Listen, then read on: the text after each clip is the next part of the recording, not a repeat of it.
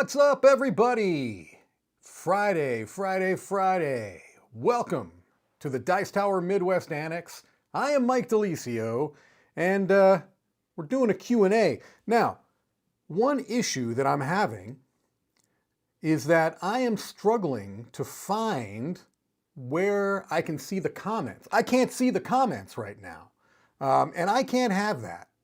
I must have the comments because you've got to ask me questions. So let's see, I'm going to try to figure this out. And look, you never know. I may end up calling somebody live there at the Dice Tower to see if they can help me run through this because, look, I'm a performer, right? I'm a personality. Can I be so bold? I don't get caught up with all of this fancy computerized stuff. And so oftentimes, and I know I'm bouncing around here. Sorry, I just did that to show that. Hopefully that will not be the case here soon. Yeah. All right, so I'm going to do this. I'm going to look at the YouTube on my phone and make sure that this is actually happening right now, that I'm not just talking into the void. These are always possible. And it looks like it shows me live right now, so that's good. That is good. Here's what I'm going to do. I'm going to call. Who should I call? I'll try calling Chris. We'll try calling Chris and see if he can walk me through this. Yeah, Bruce is telling me I am live. Thank you, Bruce. I'll bring your comment up in a second if I can get to it here. Let me call Chris. See, Chris is difficult to call because he's all the way down at the bottom of my contacts list. Try getting a name that doesn't start with Y.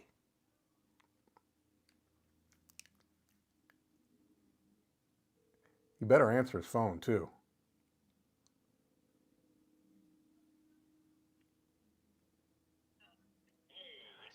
Hey, Chris, I'm on a live Q&A. I'm going to put you on speaker, okay?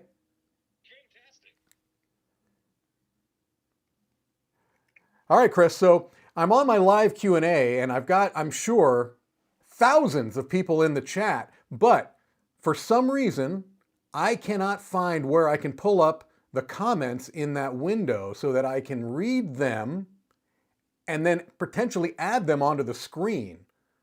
So, Chris, can you help me with this? Look at the questions in this question and answer video. It seems like if I don't, then I'm missing, what, maybe 50% of what I'm supposed to be doing here. I could just answer questions that don't exist, but I don't think that's really the spirit of what we're doing here. Got it. Yes.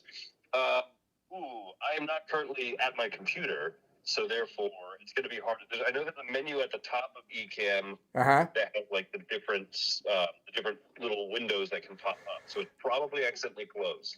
I might recommend calling Roy. All right, yeah, because I go under the window tab, and oh wait, Chris, I just needed to have you on the phone. We're good. We're good. I have fixed so many of your IT problems by you calling me and saying, "Hey, here's my problem."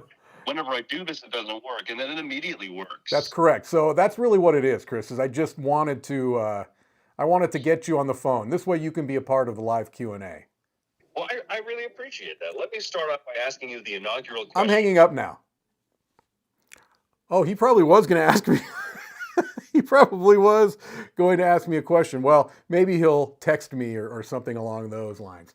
All right, well, folks, I can see and hear it now. So this is fantastic. Fantastic. Look, ladies and gentlemen, are you familiar with the term anchor? Not ship's anchor, but I'm talking about things like in a relay race or a swimming relay. The anchor. Who is the anchor? Well, from my understanding, the anchor is the strongest of the team that takes the last leg, right? Takes the last lap or two, takes the last lap on the swimming, in the swimming lanes, because you got to bring it home. The anchor has to bring it home, right? And so this week, we've had live Q&As every day. And today we've had two, right? And so I'm the anchor, right? And you better believe I'm bringing it home today. I'm bringing it home. Here we go. I have Mark Cook, who just Facebook messaged me telling me that I can do what I just did. So thank you, Mark. And speaking of Mark, before we get into the live, well, we're in the live Q&A, but before we get to the questions, Mark Cook, you may know as somebody who is part of the board game industry. He's runs Bright Eye Games, who produced Cora Quest, among other games. But he also runs a series of conventions in the UK that are called AirCon. It started with just the first AirCon, which I believe was run out of his house. And now they have grown well beyond the confines of Mark's house, and they're in convention centers in various parts of the UK. The newest AirCon convention, ladies and gentlemen, the newest AirCon convention is AirCon Northwest, which is going to be in Manchester. The dates of August 16th through 18th of this year. Yes. Why am I bringing your attention to AirCon Northwest? Not only is it a fine convention, I'm sure. I believe this will be the inaugural, so I'm guessing a little bit. But I know Mark, he's got a track record of running these. But do you know, folks, do you know who is going to be at AirCon Northwest, August 16th through 18th, Manchester? Well, Z Garcia is going to be at AirCon Northwest. Yours truly, Mike DiLisio, yes, is coming to AirCon Northwest. It was touch and go for a while, but they finally accepted the terms of my writer, and so I will be there. I am attending. And also, we're going to have Camilla there. Z, myself, and Camilla all going to be at AirCon Northwest, August 16th through 18th. So look, if you live in the UK, you've got no excuses. You have to be there. You've got to be there. If you are within a 500-mile radius of the UK, you've got no excuses. You've got to be there. Look, you've got great rail systems over there. You've got public transportation that here in the US we can only dream of having. Take a train, take a bus, take a tuk-tuk. I'm sure they've got those around there. Whatever it takes, get there. Now look, if you live in the Americas, you might have a little excuse, but not if you want to see Z, I'm going to do it this way, Z, whatever, you know what I mean, over here, Z, me and Camilla there. You got to come, all right? It's going to be fantastic. I am very much looking forward to it. It'll be my second time in the UK. And look, I'm eating all the puddings, all the Yorkshire puddings. I'm eating so many. I'm not eating fish and chips. I'm not a fan of fish and chips. I'm going to be tasting the local delicacies in and around Manchester. Okay? That's what's happening. I'm going to go to the factory. I'm going to see New Order. They're going to be playing live there. I'm going to go see them. They're not going to be there. I don't think the factory's even open anymore. Anyway, it was in Manchester. All right, so there we go. If you can attend, do attend. I'm very much looking forward to it. It's going to be fun. Should I just leave Z and Camilla up there this whole time? No. All right, let's get to the questions. All right, so I'm going to kind of scroll up here a little bit. Sorry, I'm getting a little bit of bounciness. I've got my computer up on a box, and that box is not giving me the stability that I tend to like. All right. All right, so let's see. Okay, I'm gonna try to go through these questions as well as I can, but my goodness, we had questions all the way up there before I could even see these. So, okay, here we go. The first question that I can see. Hello, Mike, from Francis. I'm considering adding expansions to Endless Winter. Have you tried any? Do you have any recommendations? Yes. I have tried all of them. I just have to remember what they're called.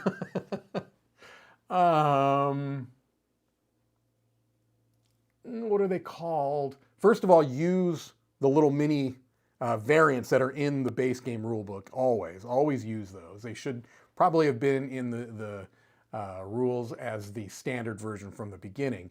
But there's one with, is it called rafts? Something with that adds the water. I'm sorry, I cannot remember what it is called. Boop. All right, what do we have next? A lot of hellos, and I would like to say hello to everybody else. Another question from Francis, since I couldn't really answer his first one very well. I'm getting blown up on notifications.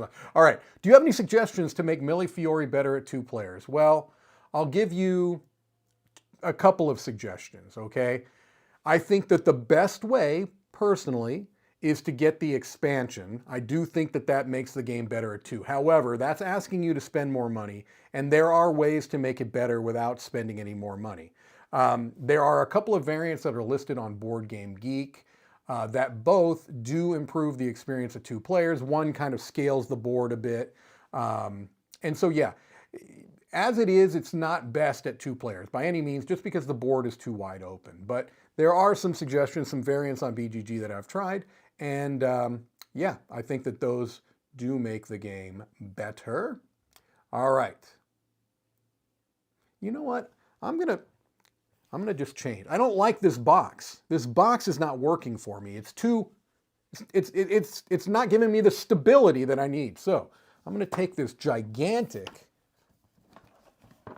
Rise to Nobility box. It's the big box of Rise to Nobility.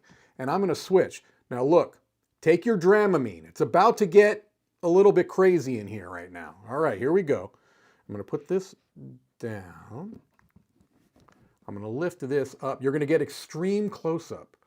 Ah! No! No! Okay, relax. Relax, everything's fine. Here we go.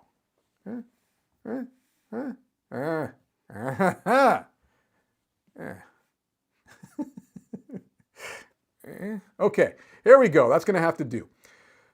See, now it's not so shaky. I need the stability of an actual filled game box. Okay.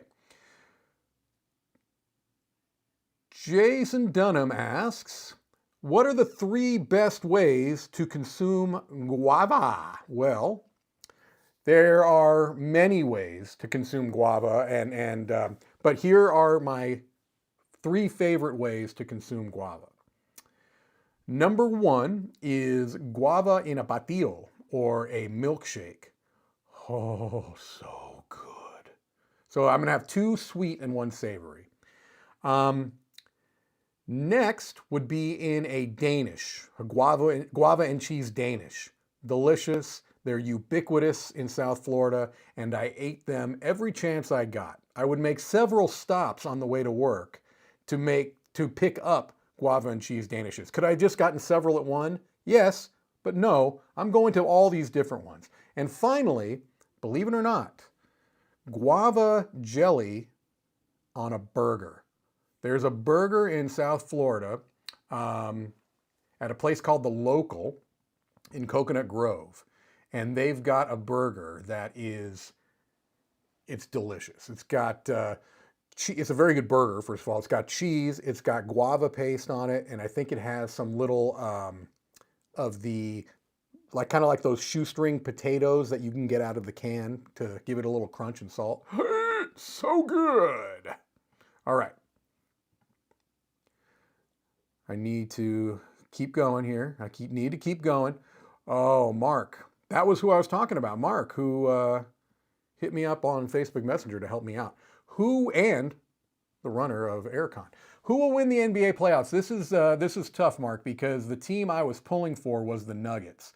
And they just got decimated at home in their first 2 games by the Timberwolves. So I think that dream is over. And if that's the case, if the Timberwolves do pull out that victory, that series victory, I would root for them to go all the way. Celtics, Knicks, meh, meh. So first would be Nuggets, I would hope. And if the Nuggets do come back in that series, there's no way they're losing the finals. There's no way. If Timberwolves do, then I think they're the favorite for me. All right.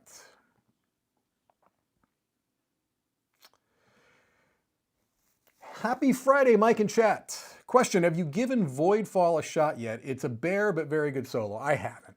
I have not. It was in the studio when I was down there. I could have taken a look at it then. But, you know, it's like you said, it's a bear. And I don't really have the time right now to devote into what it would take to get proficient enough at the game, to play the solo enough, to give it a review. I've got so many games in my queue already, and we've got Gen Con coming up. We've got Essen after that. We have had a review on the channel for Voidfall, so I think at this point that's going to be kind of where that stands. Okay. I think I'm still at the point before I had these comments up. Mike, when is Comic Hunters coming to the US? I do believe, John, that it's coming this Gen Con. I think Arcane Wonders is planning to have it at Gen Con. I'm not positive, but that's the last I heard. So that's exciting. I hit a button that almost banned Jason Dunham. Sorry, I corrected it.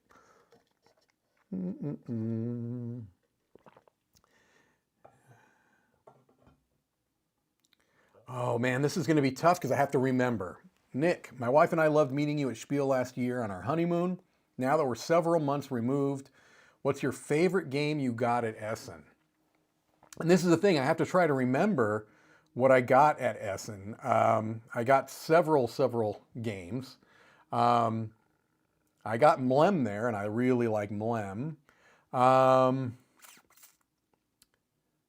No, I didn't get that there. I'm looking around me to try to remember some of the Essen games I got. I actually got Apiary there, but that wasn't really an Essen release. I guess it kind of was. It was there. And I like Apiary.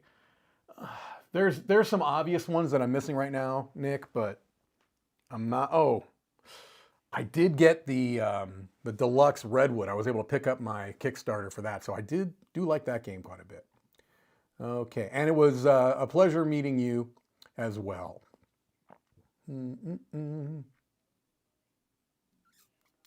Yeah, see, the camera was shaking just because they knew that the anchor was coming on and was ready to just bring the heat, right? I mean, look. Even modern technology shudders in the face of a strong anchor. That's just all there is to it. Chad calling me out on my glasses at the tip of my nose. Look, Chad, this is because there's a couple of reasons why. I'm still not used to wearing glasses. I didn't need glasses my entire life up until about maybe 43 or 44, when just age caused the muscles in my eyes to give me problems at short distance. So these are readers. They're non-prescription, 1.5 magnetism, or magnitude, I guess. But I'm not used to it yet. So sometimes I pop them on the tip of my nose because from a little bit of a distance, I see things more clearly than with these. It's things that are up close. All right. Chat out there. Nose glass shaming me. Okay.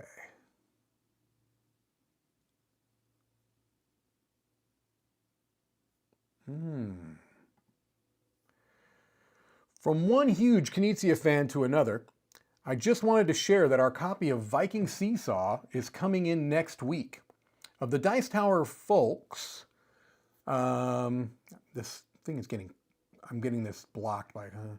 From who's the best at Viking Seesaw you've played with, aside from you, of course? Well, yes, we'll keep that in there.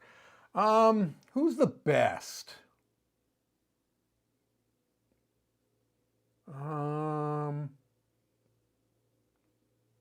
Maybe. Oh, I can tell you who's the best. Eric Summer. Eric Summer did very well playing Viking Seesaw, so I'll give it to Eric of the Dice Tower folk. Here we go. Here we go. Here we go. Who's? Okay. I've also got a chat going on with Mark here on the side. He's also pulling for the Wolves. All right. Terrier Halo. What solo game hits the table most frequently at the moment? Yeah, it's a good question. I would say at the moment, it would probably be Biohack.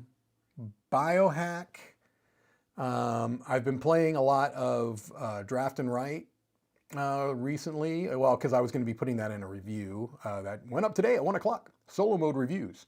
That actually is a good segue. I think those are probably right now, just at the moment, the games that I've been playing solo the most.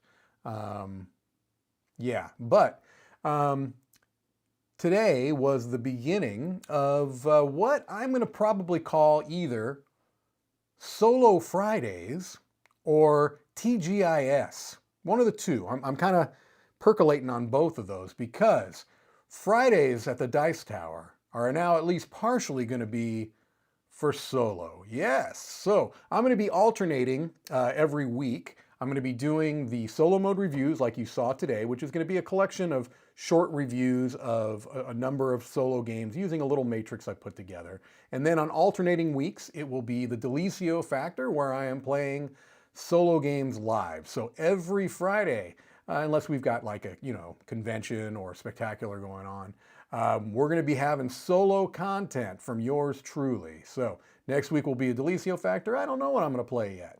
Don't know. All right. So there's that. Okay. I'm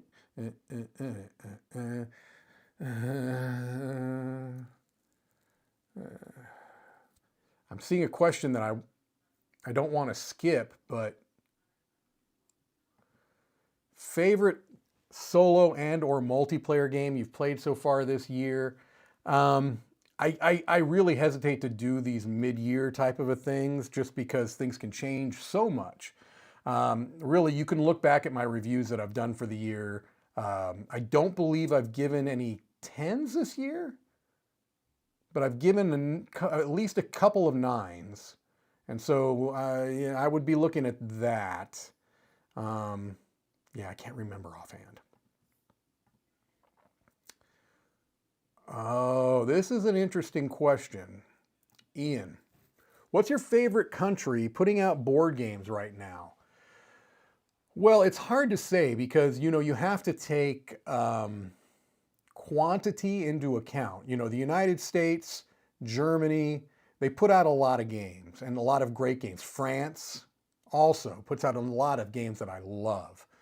But if you're going outside of maybe some of those mainstream countries that we've talked about, Germany, France, United States, then you're looking at, I'm really loving what is coming out of Spain right now, particularly Devere, obviously, are doing a fantastic job. And so I'm really excited about the games that not only Devere are putting out, but I believe Looping Games is out of Spain as well. I believe that, I can't remember the name of the publisher, but the one that put out Rebel Princess, I believe they're also from Spain. Brazil is coming with some fantastic titles. We just mentioned Comic Hunter earlier. That's one of the games from Brazil. The Video Game Champion, that is going to be another Dice Tower essential. I really enjoy that. There are just some fantastic games coming out of Brazil. Let me wet my whistle. Japan, of course, and Taiwan and South Korea. Some fantastic games coming from those regions. And so the bottom line is I am thrilled with the expanse of board gaming right now, that we are seeing so many different cultures represented, so many different design aesthetics and artistic aesthetics that are being presented and showcased in these board games. And not only that, but they're fantastic games too. So yeah, it's an exciting time for board games in that sense. If that's one sense, there's many other. Mr. G's wearing his sporadically bored shirt at work today. Thank you for repping the podcast.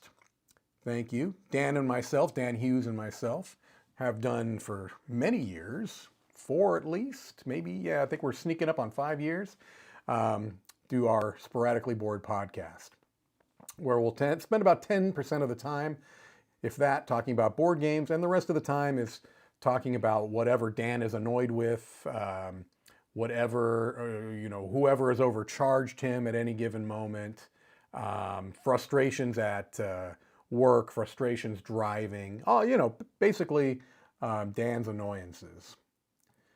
And also, if you do come to AirCon Northwest, we're going to have, obviously myself and Dan will be there, but a lot of other people that have been connected to the show throughout the years, including Mark Cook, who has been a guest several times. Okay. James said AirCon in Harrogate is awesome. One of his favorite cons to go to. I believe that was the first AirCon. Not been to that one. Okay, I'm going to try to go a little more quickly. We got a little more than halfway to go, but I have seen a number of questions, so I want to say. James says, "Hi Mike, I just opened up a friendly local game store in Michigan. Any chance I could get you to come visit?" I don't know. I have to know basically kind of where in Michigan it is, and there's always a possibility. Like if you're way in the Upper Peninsula, it might be tough for me to get up there. But if you're relatively close to, the region there, Upper Indiana, Illinois, that kind of a thing, maybe. Just if you want to email me, Mike at dicetower.com, and give me the information, I may have a chance. You never know. Mark says, I believe Mike has said that he'll take part in the Hot Ones Love event. Mark, this is a new event. I've never heard of the Hot Ones Love event, but it sounds completely inappropriate, and frankly, I won't stand for it, much less participate. Oh, you mean live event? Live. The Hot Ones Live Q&A event. Let me explain something to you, Mark. I don't wanna. I'm a wimp. I don't do well with hot sauces, but you're bringing us over. You are sponsoring our trip. So you've got that power, Mark. I will tell you, I'm a company man, an anchor, if you will. If you tell me that this is something that is expected of me, I'll do it. But I don't have to be happy about it.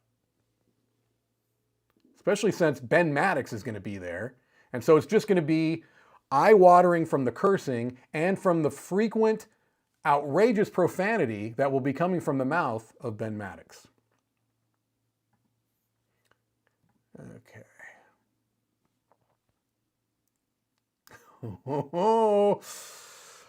What's one of your hot takes? One of mine is if I have to walk up to the counter to order my food, I'm not tipping. Ooh, that's a bold hot take. Here's one of my hot takes.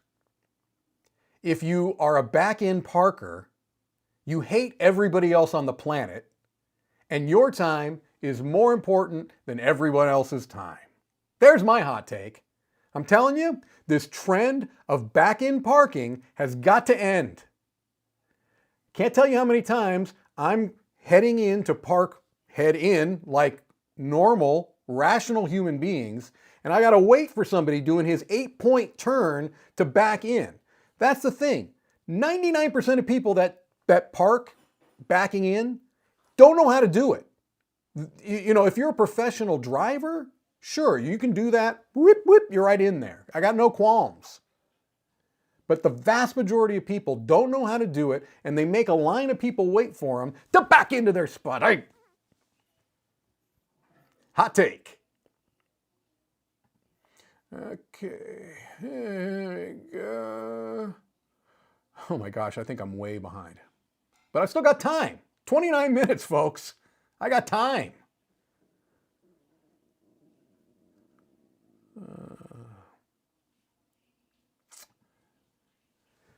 Do you think games need endless replayability, or are you okay with a game where you'll see everything within 20 plays? Yeah, I think this endless replayability thing is way overrated, way overemphasized.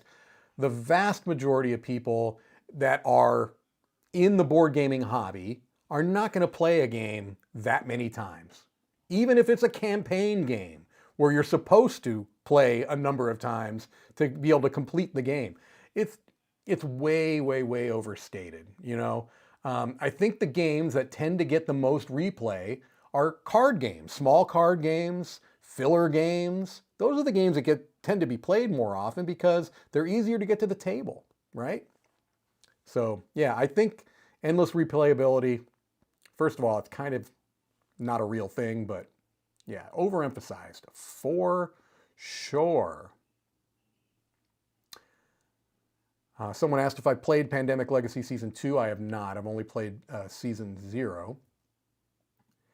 Favorite metal bands? Well, Nick, I do like metal. I do like metal quite a bit, but I am a little bit more focused on the industrial side. See, even Z said that earlier. Z and I have that in common. We both kind of like the more industrial end of things and the punk side of things. So there's definitely some punk bands that stray into metal, but I'll try to stick to what you would consider to be more classic metal. Current bands, I like Opeth a lot. I like Gojira a lot.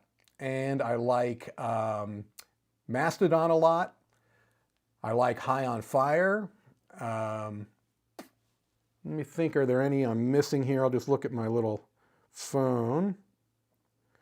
Let me see what I've got in my playlist. I like Anthrax. Oh, Clutch. Can't forget Clutch. Love Clutch.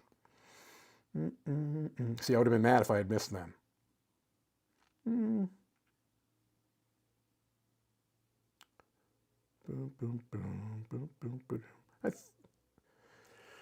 Would you consider the Melvins metal? They're kind of their own genre, but they definitely have a metal edge to them, so I'll put the Melvins in there.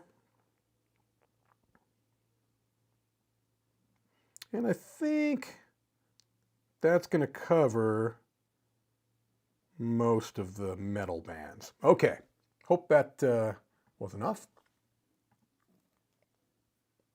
I have not seen nor played Heroes of Might and Magic 3, the board game.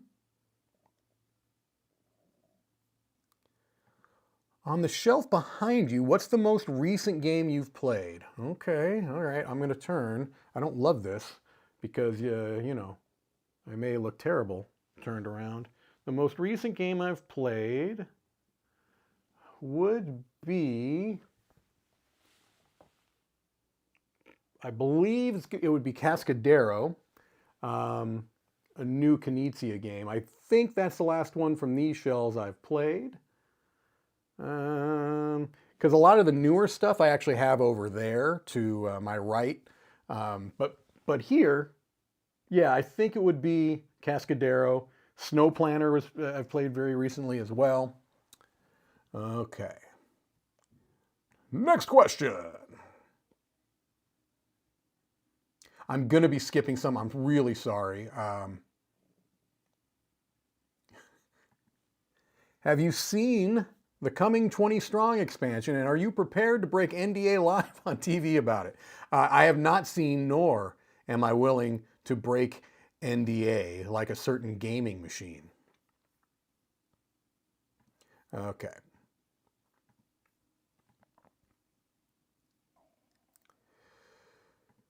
Do you think the Sixth Realm Kickstarter looks good, or will it be too much? I do think it looks good. Um, I'll tell you, if I just had the page to go from, I would be pretty concerned that it's too much. And it may be still. But when I saw the designers, it really made me optimistic that it might be a little bit more imposing looking than it actually is in practice. There are several games like that they look really complex on the table, and it turns out they're not that bad. I'm hoping this is that, because with Seth Jaffe and Matthew Dunstan, they don't tend to make those big bloated games. So fingers are crossed on that one. I have not played Freaky Frog from Outer Space by Freedom and Freeze.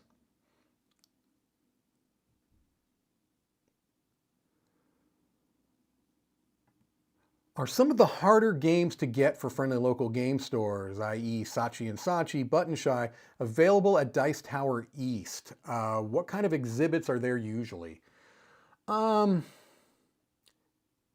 know that actually MeepleSource will sometimes bring games that are imports. I know they've brought in some Japanese imports before. I've actually purchased some Japanese imports from them at Dice Tower East before. You'll get smaller publishers sometimes that maybe don't have retail channels that you can get from them there. So that's a possibility. But we also have some larger, like DeVere has been there in the past. I'm not sure if they're there this year. I think the information, I believe, is already out there as far as which exhibitors are going to be there. I just don't have them off the top of my head. But All Play has been there in the past. And so, yeah, there's definitely some bigger publishers that are there, some smaller ones, some accessories. We have our booth there where we're going to be selling our merchandise and promos and things along those lines. So it's a nice exhibitor area for sure.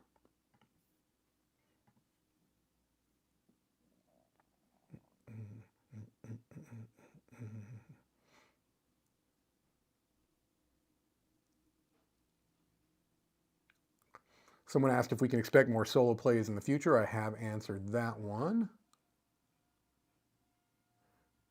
Mark, you're all over this chat. My goodness. Have you played Nana Trio? I've played both.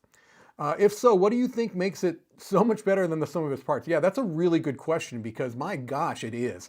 I hate memory games. I hate memory games. And this is a memory game. I mean, that's really what it is. I struggle to put my finger on what makes it better than just a regular memory game. I think part of it is the meta that gets created around the table.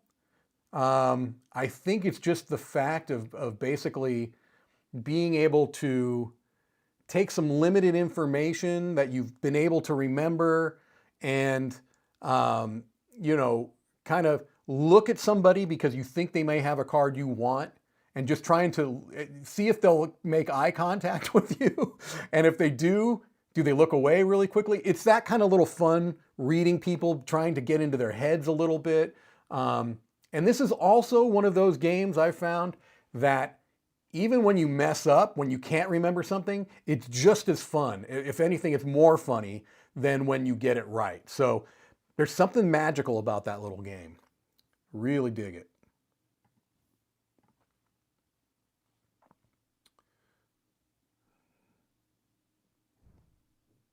Gosh, I'm afraid by reading some of these that I'm way behind.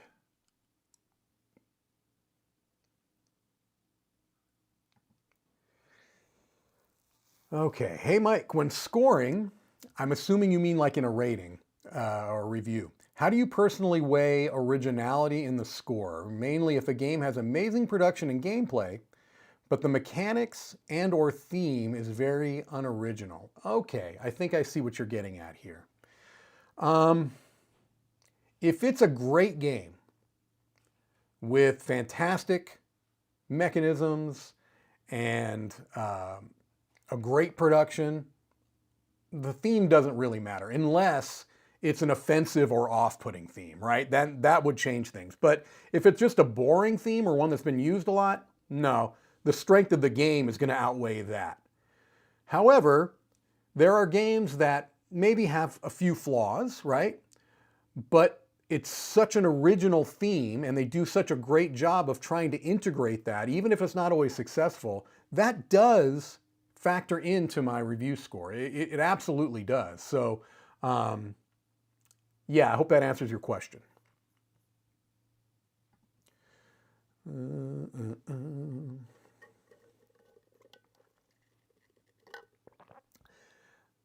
I have not tried ARCs yet, Chad. I'm sure I will at some point, but I have not.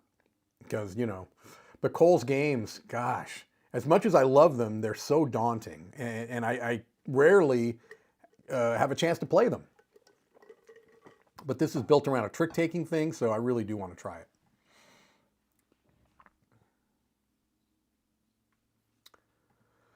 I'll be receiving Ostia when the latest Kickstarter fulfills. Which expansion or expansions are suitable to include for the first play? Well, it kind of depends on your board gaming experience. Are you someone that likes heavy board games? Are you someone that likes mid-weight or lighter games? I think if that's the case, then just play the base game for the first time. I mean, it's a great game just as the base. The 2 mini expansions that come with the game, you can add those right in. I mean, those are the Patronus, I believe, and Merchants, maybe? I believe those are the 2 small expansions that come with the base game. I think if you have played several Euro games, if you've played mid-weight Euro games, you shouldn't have any problem adding those into the mix. Pirates doesn't make it heavy. It makes it heavier, and it does teeter. Actually, it probably does teeter on the edge of heavy when you add in the Pirates expansion. But it's not for the mechanisms, because most of them play off of mechanisms that are in the base game of Ostia. They do add some new stuff, but it's just you have much more to consider with that expansion. So maybe I would recommend that you play the base game maybe 3 times, and by then you should feel pretty good about adding in the Pirates.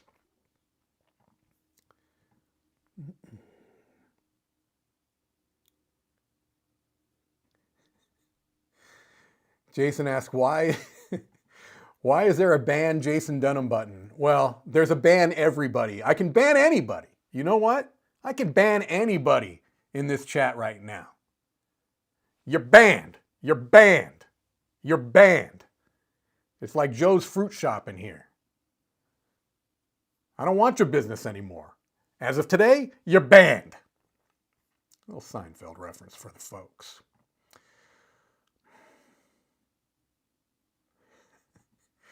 How do you decide what games to buy at a con or Essen, maybe specifically? Do you play the demos or just take a flyer? I generally do not play demos. There's a couple of reasons why. One is that I rarely have the time to play a demo, especially at Essen, because they'll do a full game. And also because I've usually done quite a bit of research before I go into a convention, and I've got a list kind of ready to go. Now, that doesn't mean that I don't allow myself to find things that I wasn't planning on or didn't know about, because that always happens. Okay, I'm feeling the time crunch now. Now I'm at 3:44. I'm actually going to kind of jump down to the bottom and kind of see if I can work my way up. I'm sorry, there's no great way to do this. Okay. Have I played Skyrise? I have not.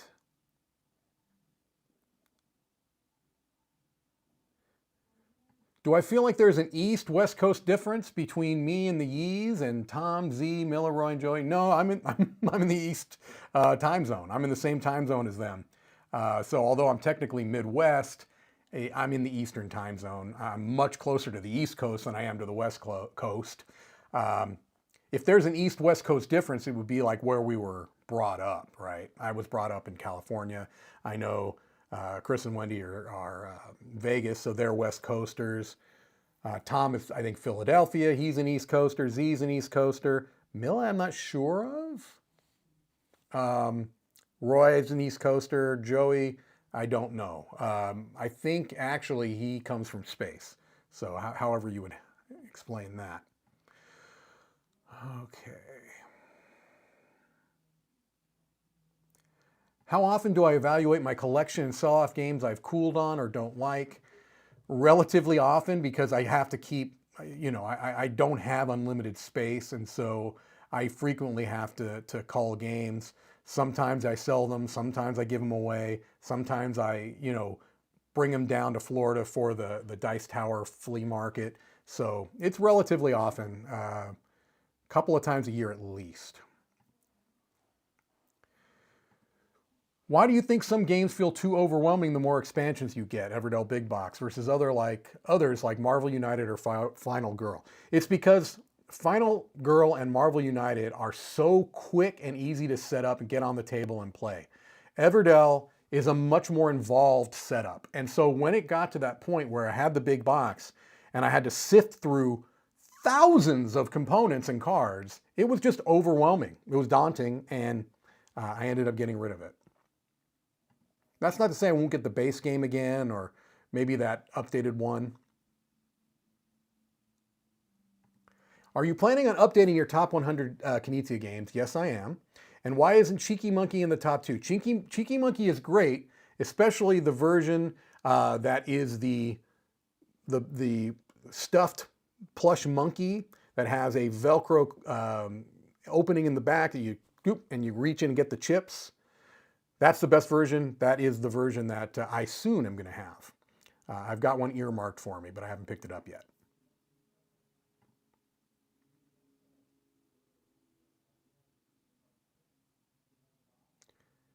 I do still play Final Girl, and I am looking forward to Season 3. A lot of the behind you games questions. That's all right. That's fun. I put myself in front of a shelf. What do I expect? Which one of the games behind you would you recommend as a gift to a casual gamer? Okay. Casual gamer. On this, actually over there are more of the casual ones. But okay, let's see. Let's see. And I'm going to try not to pick ones that are imports either.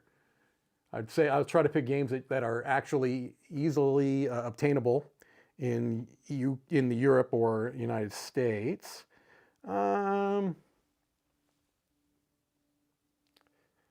It might actually be Marvel United. Unmatched Adventures, although you can't see it, it's in these shelves.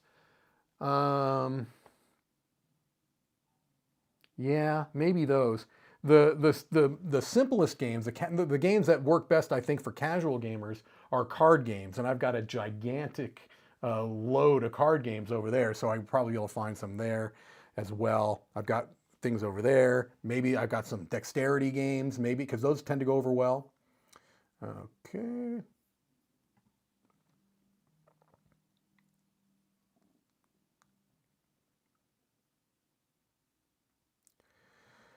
If you can only play one version ever again, iced first or second edition. See, this is rough because I gave the first edition a 9. Clearly, I love the game. So I still love the first edition.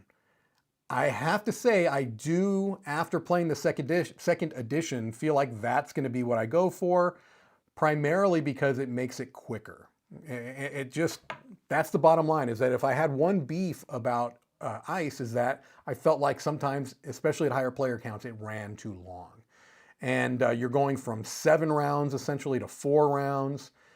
A lot of people are worried that losing 2 layers is going to be a huge issue.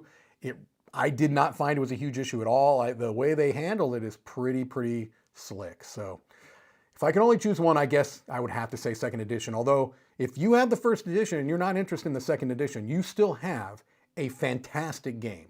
That's the bottom line. I'm not sure exactly how many games are in my library. Apologies. Gene Simmons in the picture frame. I don't see how. When I was tilting it, maybe you saw that. I'll have to let my oldest son know that he was mistaken for Gene Simmons. It's funny because his hair in that picture is super long. I saw him yesterday and it was completely buzzed. He's down to like a one trimmer, whatever. Gojira are flipping awesome, says Mark Cook. Agreed, sir. Agreed. And if you like them, you should listen to the other ones I've mentioned if you have not. Mastodon, Clutch.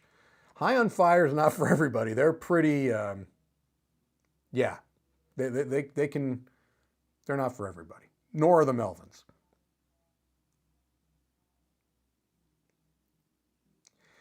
All right, well, let me clarify this, multiplayer. If you're backing into your own driveway, does that play in? If you're doing it in such a way that you can't impede other people's progress, back in all you want. It's specifically like in parking lots where it drives me crazy, where I end up having to wait for somebody to do a 4-point turn because they're not very good at back in parking, and I look in my rearview mirror and there's like 3 other people waiting behind me. That's what drives me crazy. I think you're probably fine. Probably fine.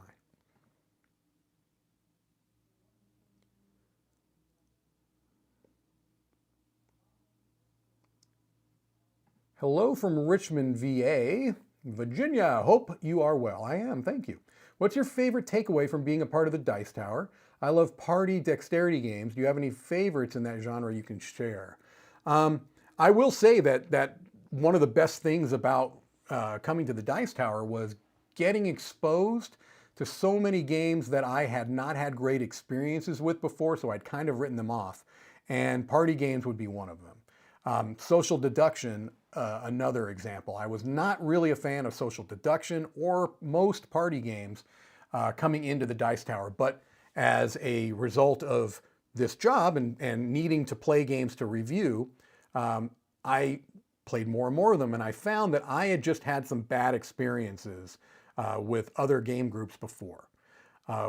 With the right groups, party games can be just amazing. So much fun. Same with dexterity games.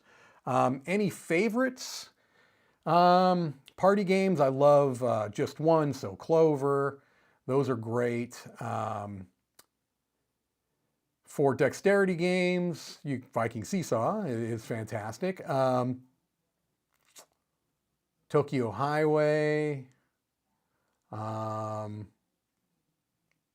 Let's see. I'm trying to think of some other ones that aren't maybe harder. Well, no, Tokyo Highway used to be very easy to get. I'm not sure if it still is. It used to be at Barnes & Noble. See, most of the dexterity games I have are kind of from Asia, from Itten Games specifically. Itten makes great dexterity games. Oink has a new dexterity game, the Rafter 5 I like a lot. Yeah, sorry. For mainstream ones, Just One would be number one of those. So Clover, a close second on those.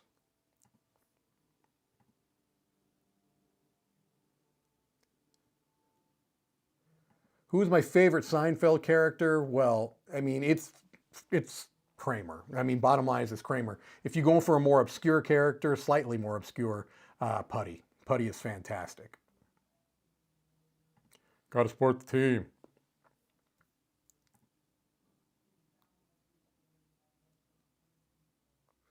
And this is probably cultural too. Mark, who has been in, 3 of every 5 questions asked.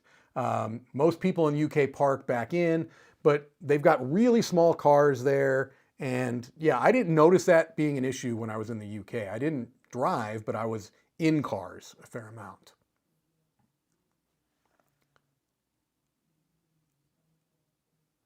Hot take, blinkers indicate if you're a good person or not. 100%. Kabuki says, love Ben Maddox, great interviewer. Ben is a lovely individual, a fantastic interviewer. His 5 Games for Doomsday show is terrific. I'm a Patreon backer of that show. I like to support Ben in all of his work.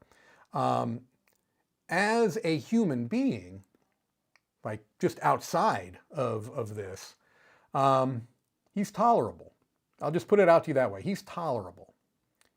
Filthy mouth. Filthy mouth. Questionable fashion choices. But he's all right. He's all right. Ben is great. Love Ben.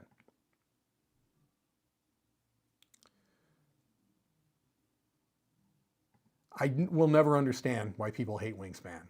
It's a great game. Don't get it. Terrier Halo, most recent comic you read that you would recommend to others? The most recent one I read is Manifest Destiny because I did a preview video for Core of Discovery, the upcoming game from Off the Page Games. May still be on Kickstarter right now. I think it is on Kickstarter right now because I wanted to have some background, and it's fantastic. It's this alternate history of the Lewis and Clark expeditions where they find monsters, and they've been tasked by the president to kill these monsters. So very, very good.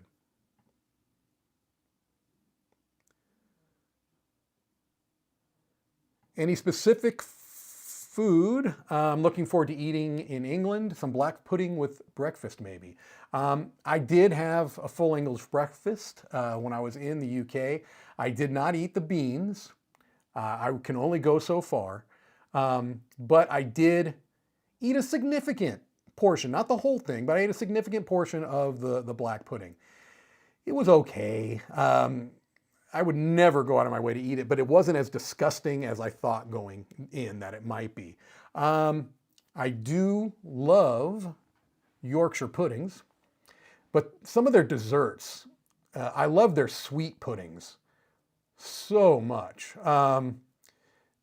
They're just delicious because I tend to like many of those types of desserts, like, you know, flan, because it's got that kind of the creamy, custardy stuff. I love that. The creamy custardy stuff and the, what would they be called? The kind of the cakes that you pour the custard over, those are so good. Yeah, the only one I can think of is, sounds a bit dirty, so I'm not going to say it. Okay, I've got a little bit of time left. Okay. All right, let's see if I can go down to the bottom and see if I can catch some of these last ones.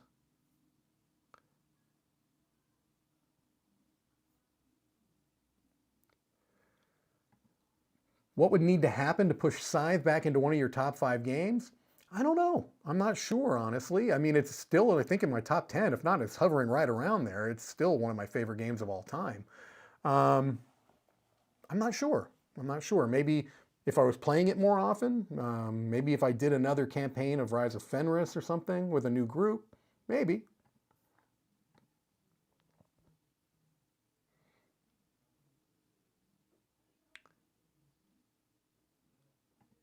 Why is Dan Hughes the worst?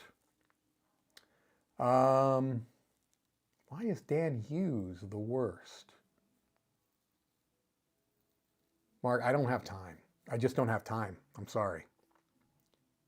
Got to be considerate. Dan is the best. Come on now. Love Dan Hughes. He's my buddy. Really. He really is my friend.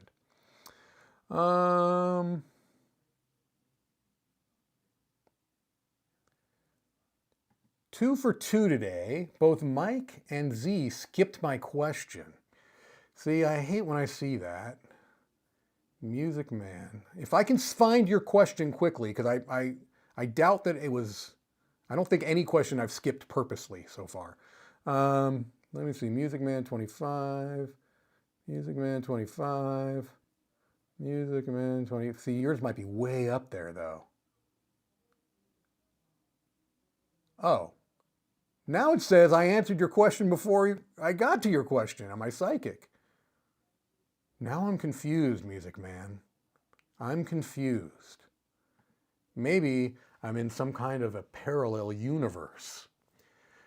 Emily, I found a good question for me earlier up. Will you be visiting Tokyo Game Market in the future? I hope. I hope. I was able to visit in tote form this year. Some lovely individual, Caitlin, made a custom tote with me on it that she took to Tokyo Game Mark and took a bunch of pictures. That was lovely. All right. Did I play Harmonies already? If yes, what did I think? I have played it. I did in my solo mode reviews today. Harmonies was one of the games I reviewed, so you can check that out.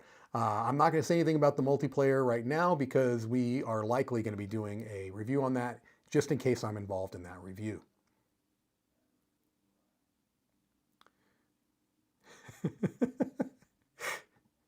Can confirm, spent time with Ben Maddox and Martin Wallace. Between them, I've never heard so many swears.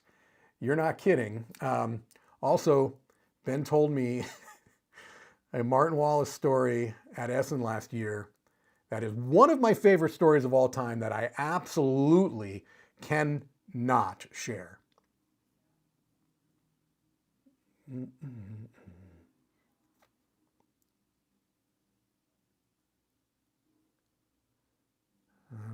Sorry, I'm trying to kind of like go back and forth.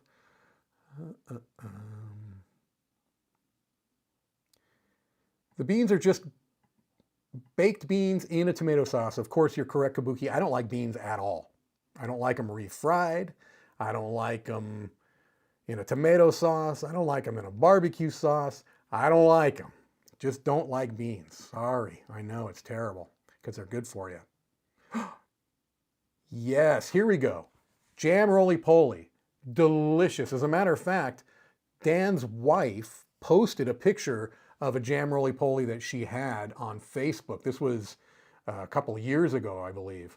And it looked so delicious that I commented on it. I was like, oh my gosh, I gotta have this one of these times. And they sent a care package to me from the UK. And one of the things inside that was jam roly-poly. Another one was the next one in there that I'm not going to say it's spotted. I'll just say that it's a spotted dessert. And then treacle sponge cake. It was so good. Oh my gosh. I ate all of the contents in that box. I think my wife Tiffany tried one or two little things, but this was much more my speed. And oh, it was so good. So good. Do I like Tool? Yeah, Tool's good. Tool's good.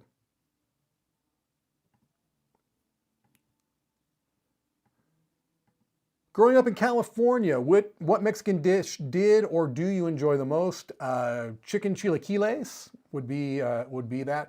You can get it. I mean, I've seen it here in Indiana.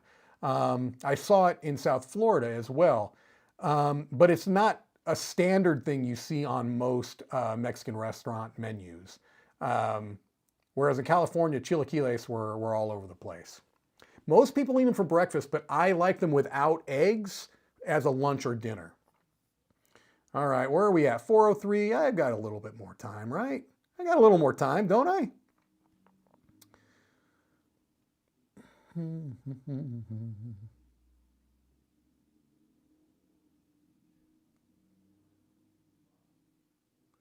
Here we go.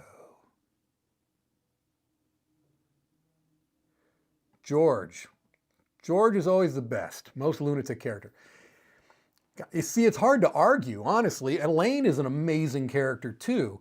Jerry is a foil for all the other ones. But that supporting cast of Seinfeld is incredible. Incredible. I mean, I couldn't argue against George. I couldn't argue against Elaine. Could argue against Jerry. But he was writing the show with Larry David. And again, the fact that he was a terrible actor kind of became part of the shtick of the show. But I don't know, Michael Richards, when it comes to physical comedy, it's amazing. He took a role that was going to be this really small little role and turned it into, a phenomenon. So it's hard to say, but George, some of the best lines in Seinfeld are from George, no question about it. It's not a lie if you believe it. All right. I'm going to try to find one last question to go out on. Let's find out. If there's one at the very bottom here, maybe.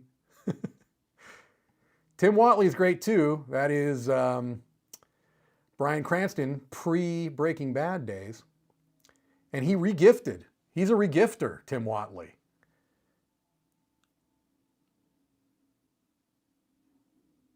I did used to work at the Game Preserve in the Fashion Mall Commons. Okay. Danny Carey, the drummer of Tool, is incredible. Okay, I'm trying to find one more question here. Let's find one more question to go out on. Let's see what I've missed. A lot of people talking about back-end parking. All right, we're gonna end on this one. Do you believe pretty or deluxe components add to the fun in a game? For me, it adds eye candy, but the fun is no more or no less usually. This is a good question because I have come out as a self-avowed shallow gamer. And then, Camilla came along and tried to take that title for herself. We're both shallow gamers. We both are. We both get caught up by the art and the components and sometimes toy factor and sometimes gimmick factor. Gimmickry? Maybe that's a word. But no, it doesn't usually make the game more fun. The small little, I'm trying to think of some exceptions where it actually does make the game more fun. I think sometimes when you have cube towers built into things or dice towers built into things, it can add an element of fun just on a kinetic level or a physical level. It's not adding, well, sometimes it is adding fun to the game, right? Maybe you could say that the box of, Strike, that dice game, makes it more fun, because if it was just in a regular dice tray or a box bottom, it wouldn't be as fun, I don't think, as in that kind of gladiator style box. That would be an example of that. But generally, I agree that they look nice, they're eye candy, they make it more fun for me on an aesthetic kind of tactile level. I get some tactile enjoyment out of board games, so it can help with that, but it doesn't change the mechanisms of the game, the core design of the game. All right, folks, well, this has been a joy. It's been my pleasure to kind of close out the work week for those of you that are in a similar time zone to me. I think if you're in Europe, you have had the end of the work day much earlier ago, and maybe now you're just enjoying some after dinner time, maybe time with the family. Maybe you're playing a game and have this on in the background. Who knows? But I hope that everybody enjoys their Friday, the rest of their Friday, and I hope that you have a fantastic weekend. And I also hope that you will check out Dice Tower East if you're interested in going to Dice Tower East. There are not many tickets left. Dice Tower East is fantastic. And as I pointed out in the beginning, I hope that you will check out AirCon Northwest with Z, me, and Camilla. It's going to be a blast. Looking forward to it. So, on that note, ladies and gentlemen, friends and chatters, have a great day, and I will see you on the next one. Goodbye.